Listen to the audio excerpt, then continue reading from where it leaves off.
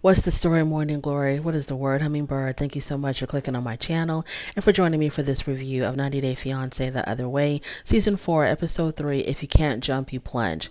So we meet a brand new couple this week.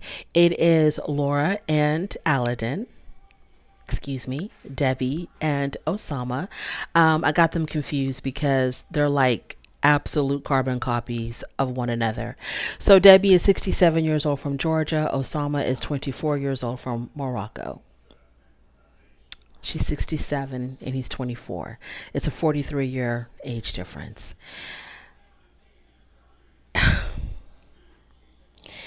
So TLC wants us to believe that this 24-year-old Moroccan young man who by all means appears intelligent, he's talented, he's also an artist himself, he's also a poet, that he came across this quirky, eclectic older woman and he fell for her. When they showed the pictures of Osama, he seemed like someone who is definitely probably a little bit more sophisticated for his age than the average 24-year-old. But a guy like him, from the pictures that we saw, is supposed to have fallen for a woman like Debbie. Debbie with her funny looking hats and her funny looking glasses and her long flowing muumuu like dresses, who thinks that she's so different, that she's something that we've never seen before, which women like her are like a dime a dozen. We've seen plenty of older women like this who because they're very quirky and they're very in touch with their youthful side, that we're not going to mistake them for being somebody's grandmother or great grandmother.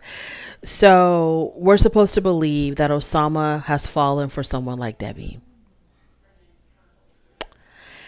I really want to say that this is fake, that TLC is catfishing us, the viewers, wasting our time with this fake couple, this fake storyline. That's what I really want to say. But I'm going to play along at TLC's game and I'm going to review them as if they were an actual real life couple.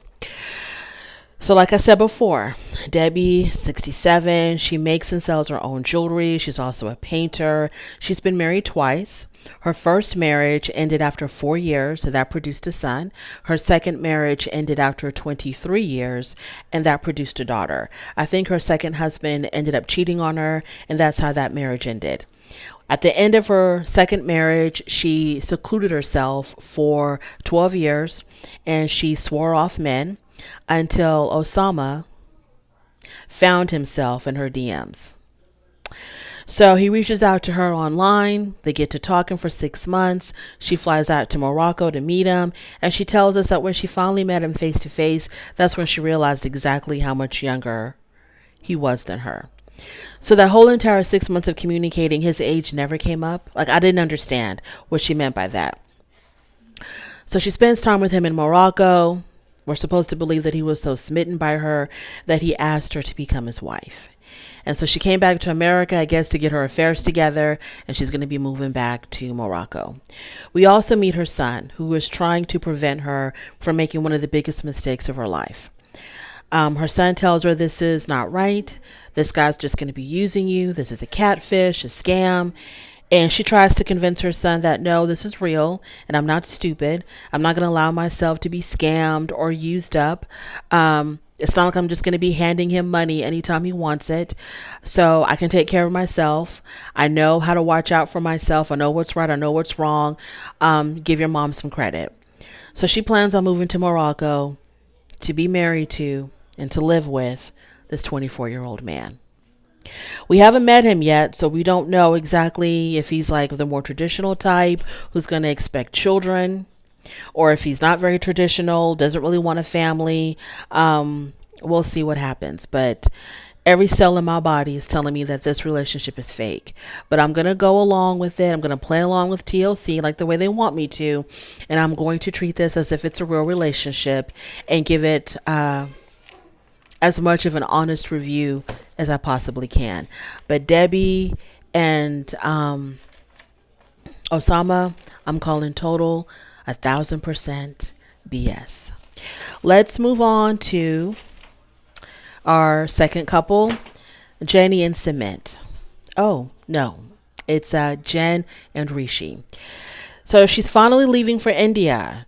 Whatever situation went on between her friend and Rishi, when her friend reached out to Rishi to see if he would bite, to see if he would start some illicit conversation with her, that whole thing that happened, she's going to push it. Jen is going to push it to the side. She's not going to give it a second thought. She didn't think that Rishi said anything that sounded scandalous or salacious or anything to indicate that he wanted to be with other women or he was willing to cheat on her. So whatever went on between what was going on in her friend's DM between her friend and Rishi, she doesn't really care about it.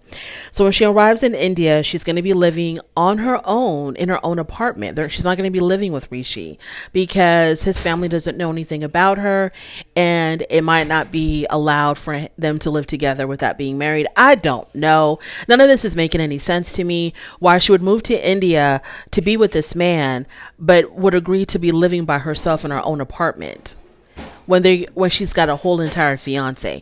Okay, I don't know why she didn't ask him. It seems like to me that he arranged it like this so because his family doesn't know that she even exists. So he can't leave his family to go live with her. So why she didn't ask more questions like, okay, we are engaged. Why would I be living by myself in my own apartment? I don't know. Okay, fine. So she arrives in India. She's staying in a hotel for one night because where she arrived and where he actually lives is a pretty long distance. So she'll be staying in a hotel for the night, and then the next day she's going to start her journey to be with Rishi. We meet Rishi. We don't meet him. We met him before, but we get to know more about him. We see him at home with his family. He lives with his family. His father passed away, so now he is the head of the household. There's various family members living there, including his own mother. His family knows nothing about Jen. In fact, his mother is trying to convince him to do this arranged marriage because I guess families of potential brides are reaching out to her, letting them know that their daughters are available for Rishi. And so she's trying to convince her son, hey, look at these women, pick the one that you like because we got to get going. You need to get married. We're wasting time. So Rishi doesn't know how to tell his family that he already has a fiance. They know nothing about Jen. And the reason why they don't know anything about Jen is because he doesn't know if his family will accept her, because there's a huge cultural difference. And there's also a 15-year age difference. So there's this whole issue, I guess, of whether or not, she's too old for him for various reasons. Possibly one reason being, can she give him children? Does this sound familiar to anybody at all? So Jen doesn't know that his family doesn't know about her. And the reason why he hasn't told Jen that his family doesn't know about her is because he knows that she's going to react she's going to be very upset. She's going to be very emotional. And I guess he's not going to know how to handle it. So we'll see how this goes. I don't know what else to say about Jen and Rishi. They're both idiots. They're both absolute idiots. I don't know how he can feel like he can keep the secret from his family. I don't know how there's no way this is going to go over well. It probably would have went over a lot better if he would have been more upfront with his parents at the very beginning when he first got engaged to Jen or when he first met Jen. He should have just, nipped it in the bud back then. But no, he hides her. He plays like he's a single man. He plays as if he's available to marry some Indian girl, giving his mother false hope. So now when he tells his family, I've been keeping a secret from you, they probably are not going to be so upset about the fact that she's an American and she's older, but just the fact that he's been lying to them and keeping this secret from them for so long. And the same thing with Jen. So when he finally tells Jen, hey, my family never knew about you. I never told my family about you because you're an American and you're so damn old. I didn't want them to be mad at me. She's going to be upset because she's been kept a secret for so long. Like, I don't get it. You know what? If I was Jen, once Rishi told me that he's been lying to his family and to me, I'd be like, okay, nice knowing you, but there's no way that I can commit my whole entire life to a liar. Let's move on to Isabel and Gabe. Oh, yeah. Okay, let's move on to Isabel and Gabe. Okay, so Isabel, she's meeting up with her two friends. One of them is the one that introduced her to Gabe. And they're talking about her relationship with Gabe, how things are going, how her kids are taking it. Her kids are very much accepting of Gabe. Only her oldest knows that Gabe is trans. The youngest child doesn't know. The youngest child doesn't need to be knowing that anyway. So only, everything is fine. The kids are looking forward to meeting Gabe. They can't wait for Gabe to arrive in Colombia, etc. Then they start talking about the more personal side of her relationship with Gabe. So intimately, according to Isabel, she tells her friends that intimately Gabe functions like a biological man. All the feelings, all the sensations are the same. Being with him is no different than being with any other man. So she's satisfied. There's nothing lacking. Everything is the same that she's used to. Everything is normal, functioning perfectly, so she's satisfied. But she is still struggling with how her parents are going to react when they find out that Gabe is trans. So Gabe is on his way to the airport. We find out that in Gabe's previous relationship, his girlfriend's family did not accept him at all. And so that ended that relationship. And so the sister's worried about when Isabel's family, when they do find out whether or not they're going to accept her brother. And she's worried about how he's going to take it, because it seems like this relationship is probably the most serious relationship that Gabe has ever been in, and his whole entire heart is invested in this. So the sister drops him off at the airport, and so he's on his way to begin his new life with his new woman, Isabel. Moving on to Eve and Muhammad. I'm sorry. It's Nicole and Mahmoud. Okay, so Nicole, she's also getting ready to leave her life in the United States to start a new life in Cairo, Egypt. Her parents come over to help her move or help her pack. I don't know. I didn't understand what was going on there. I didn't know what was happening, but I guess to help her pack. So her parents obviously are not happy about her leaving. They're very worried about her. They found out that she got married through Facebook. She didn't even have the guts to tell her parents that she was married. They found out through Facebook.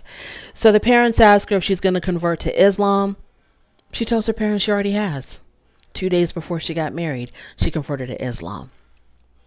Your girl Nicole is full of secrets, because in the last episode, I don't know if y'all remember, her friends talked about how secretive Nicole is. She only gives information on a need-to-know basis. So she's already converted. There was a shock to her parents, a complete shock to her parents. They kind of were asking, well, were you kind of pressured into this by Mahmoud? And she says, no, he did not pressure me into converting at all. It was my own voluntary decision. There was no pressure from him. She says that the reason why she converted to Islam was because she wanted her and her husband and her children to all be of the same religion. Her soon-to-be children, her future children, to all be of the same religion. She's been struggling with this decision since day one, because there's a lot that goes into being Islamic. I'm not understanding how she jumped into this. She converted into a whole other religion without doing her damn research. So she realized all the things that go into being Islam, like you have to wash 5 times a day, the prayers, all the things that go into it, the head covering. And she was like, yeah, when I realized all the things that I had to do, I decided that I wasn't going to do all of that. I'm still Islamic, but I'm not doing all of that. I'm not doing the things that make you Islamic. Okay. So the parents don't understand how she's going to be able to faithfully follow this religion, because Nicole is not a follower. She doesn't abide by the rules easily. Okay. So we meet Mahmoud. He is 30 years old. I think Nicole is 38, if I'm not mistaken. We meet Mahmoud. He runs his own tapestry business. Religion is extremely important to him, which is funny because it's not important to Nicole. It's not important to Nicole at all. Everything about this relationship spells disaster. Everything about this relationship spells Nicole is going to be coming back to the United States very soon. So religion is very important to him. Next to that is family. He meets up with his two brothers. They go to prayer. After they do the prayer, they sit down and have a conversation about Nicole. So the brothers are asking, is she really ready to settle down in Egypt this time around? He tells his brothers it seems like she is. The brothers say that Nicole is Mahmoud's first experience with a female. He's never had a girlfriend or relationship before Nicole. The oldest brother went through the same situation. The oldest brother, his wife is from China. And so he kind of went through, I guess, similar things that Mahmoud is going through with Nicole. But I don't think it's as extreme as this, because eventually his wife followed suit and began to follow tradition. The brothers say that they tell Mahmoud, you need to make her realize that what she sees as obstacles and constraints of the Islamic belief will actually be a benefit to her later. So you need to make her understand that she has to go through this, and later on she'll realize the benefit of living this type of lifestyle. I don't think Nicole is ever going to see it that way. So Nicole finally arrives in Cairo, Egypt after a 15-hour plane ride. When they see each other, they give each other, they're very happy to see one another. These people, I feel like, obviously do love each other. Okay, they do love each other. There is love between them, but they just cannot get along. So when they hug, she asks him, is this okay for us to do this? Is it okay for us to hug? Are we going to get arrested? I don't know if she was being facetious or she was being serious about this, but he answered her seriously. He was like, yeah, we can hug in an airport type setting like this. It's okay for us to hug. So soon after that, they get into an argument about her jacket. He tells her to close her. She had on like a blazer, which was, it was open in the front. It wasn't buttoned. And he tells her, babe, can you close your jacket? And she didn't like that. And she was like, well, where's your jacket? Because her belief is all the things that you make me do, I need you to do the same thing. You want me to be covered up from head to toe? Well, you should be covered up from head to toe as well. So when he tells her to cover up her jacket, she does. She buttons up her jacket. And I guess he didn't really want to say exactly why, but she said because her front was exposed. And I think she means like, the bottom part of her front was exposed. And so she had to cover that with her jacket. Because she was wearing pants and whatever. So yeah, I'm not understanding this relationship at all. She barely arrived in Egypt and already they got into an argument. I'll be surprised if she lasts an entire week in Egypt. I'll really be surprised. Moving on. Let's keep this show going, y'all. We're back with Danielle and Johan. So, as everybody probably knows by now, Danielle had filed for bankruptcy when she was living in New York.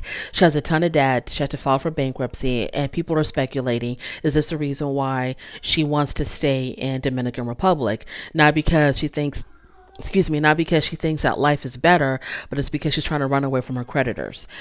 So, and I don't think at this point Johan even knows that she's filed for bankruptcy. So she's not telling him the real reason why she wants to stay in the Dominican. She's got major issues in New York, and that's the reason why she wants to stay in the Dominican Republic.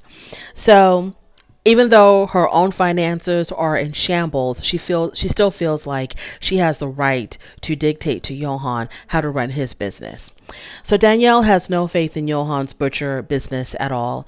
She thinks that it's going to fail. She thinks that it's just a money hole. It's just going to be, it's just going to be using up his money, eventually their money. And so she doesn't like it at all. So she wants him to shut it down. He's like, I'm not going to shut it down. He says, you have to be patient. The business is going to grow. It's going to do well, but you just have to be patient. It's not going to be an overnight thing. And so she's like, well, how much time are you willing to give up before you close shop? And obviously he doesn't want to close shop at all, so he's not going to give her a time frame. And so she's like, 6 months. 6 months, if I don't see a profit, you're going to have to shut it down. And he goes, okay, can we do maybe closer to 9? So she says, okay, 9 months. I'm giving you 9 months. And then he says, you know what? Even though you're saying 9 months, I'm not going to be held to that. So when the 9th month is up, and you're not seeing what you want to see, I'm not promising you that I'm going to close my butcher shop. Okay, that 9 month thing, that's your little time frame. But I don't care what's going on in 9 months, whether my business is doing well or not. I'm not going to automatically close up shop just because you tell me to. So she's giving him 9 months. After that, they go apartment hunting. So she wants to make sure okay, let's really dissect this. Danielle talked about how she wants to live on the beach and live this very simple island life. But then when they go apartment hunting, she has to have a luxury apartment with all of the amenities, a pool, air conditioning, washer, dryer, a patio with a beautiful view. I mean, she wants a westernized, upscale apartment in the Dominican Republic, when before she was talking about, oh, I just can't do the hustle and bustle of New York. I have to live on the beach, with the coconuts and the waves and, sleep in a hammock and conduct my yoga business from the beach. But she wants a high-rise condo. So they look at the apartments. Of course, it's a very expensive area of the city that they're in, where there's a lot of expats, a lot of tourism there. And it's a very expensive apartment. It has everything that she wants, air conditioning in every room, washer, dryer, beautiful kitchen, a patio overlooking the pool. It has all the amenities that she wants, and it's $2,000 per month. So she asks Johan, are you going to help me with this rent? And he was like, sure, I'm going to help you. And she says, how much are you going to give me for the rent every month? He says, I can give you $90. He says he could put down 90 on a $2,000 a month apartment. And she's like, okay, $90 is what you eat for breakfast. So if you're not going to help me financially, are you going to at least help me out with the house? You're going to do all the housework. You're going to do all the cooking, all the cleaning. You're going to do all of that. You're going to basically be my wife. I felt like she wanted to say the other word, but she said wife. So basically you're going to be my wife, right? And he was like, no, we both work. Okay. I work, you work. And because you work from the home, she's just going to be doing stretches all day. He's like, you might as well do all the cleaning and the cooking. You're already here. So they kind of get into an argument about that. And, because she wants to run an online yoga studio. That's going to help you afford a $2,000 apartment, Danielle? Okay, now I see why you're in bankruptcy. Okay, your math ain't mathin'. So Johan says, okay, instead of arguing about this $2,000 a month apartment, can we just look around for something a little bit more affordable, which she is willing to do. Moving on, y'all. Finally to Chris and Jamie. So Chris has arrived in, I think it's Bogota, Colombia. And this is the first time that they meet each other face to face, because their whole entire relationship has taken place online, over the telephone, etc. So when they see each other, they're very pleased with one another. Their attraction is definitely there. And they go to their, oh, by the way, I have to mention this. So when Chris was still in America, before she arrived in Colombia, she had told Jamie that she did not want to live in the apartment that Jamie was already living in. I guess it was too small for her, not modern enough for her. So she told Jamie to find something, to upgrade a little bit. So Jamie took it Jamie took it upon herself to find a much better apartment, and it's going to be an extra $100 per month. So Chris's only issue about that was that Jamie did not consult her in the apartment hunting process. She just found a place, signed off on it, signed the lease, and told her, okay, it's going to be an extra $100 a month. So Chris didn't really like that. Whatever.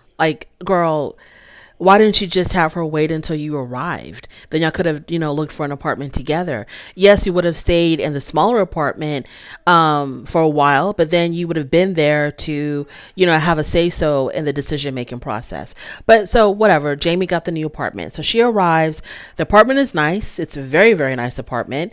And everybody's happy. She's got her American kitchen. I was like, as opposed to what does a Colombian kitchen look like? I know there's probably a difference, but I was interested to know, why do you call this an American kitchen? But anyways, so she likes the apartment. Jamie has all the balloons and all the streamers, for her welcome. And one thing leads to another. They got to tell the camera crew to leave, and, they do what it do. And that's where this episode ended. So this was more like a filler episode. episode, it was still pretty cute. Yeah, it was a cute episode. Like I said, a lot of reruns with Eve and Muhammad coming back as Nicole and Mahmoud, and Jenny and Submit coming back as Jen and Rishi, and Debbie and Laura and Aladdin coming back as Debbie and Osama. So there's a lot of reruns, but it is what it is. I'm here for it. Thank you so much for joining me. I really do appreciate it. On your way out, don't forget to rate the video. And if you like this content, go ahead and subscribe. And I will definitely talk to you later. Bye.